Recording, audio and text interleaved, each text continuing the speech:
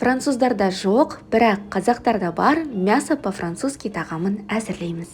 Бисмиллах деп бастаймыз. Тартылған етімізге тұз, бұрышын дәміне қарай қосып араластырамыз. Аршылған картопты қолдан келгенше жұқа етіп тураймыз, немесе менікі секілді үккіштен өткізсеңіз болады. Осындай жұп-жұқа болып шығады. Дәміне қарай тұз, паприка қосамыз, араластырамыз. Қаласаңыз, осы сәтте картопқа 1-2 ас қасық сұйық май қосып жіберсеңіз болады.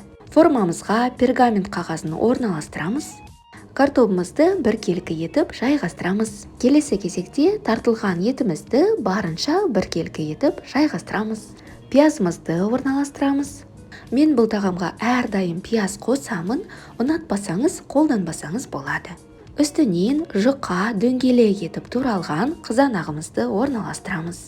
Қызанақты міндетті түрде қосыңыздар, тағам сондай сөлді болады. Қалған картопымызды орналастырамыз. 1 жұмыртқамен 2 ас қасық майонезді араластырамыз. Тағамымыздың бетінен құямыз.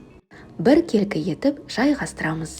Бетін фольгамен жауып 200 градусқа дейін қыздырылған пешке 20 минутқа жібереміз. Кейін фольганы алып тастап, тағы 20 минутқа пешке жібереміз. Сонда жалпы 40 минутта пеште пісіп шығады.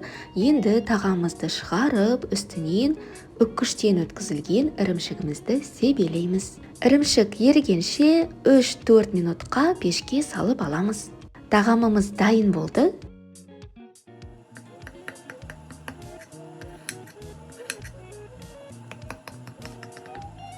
Қазір ыстықтай кесіп дәмін көреміз. Өте дәмді, керемет, сөлді болып шықты. Осылай пешке сала салатын тағамдарды жақсы көремін. Міндетті түрде дайындап отбасыңызды қуантыңыз. Астарыңыз дәмді болсын.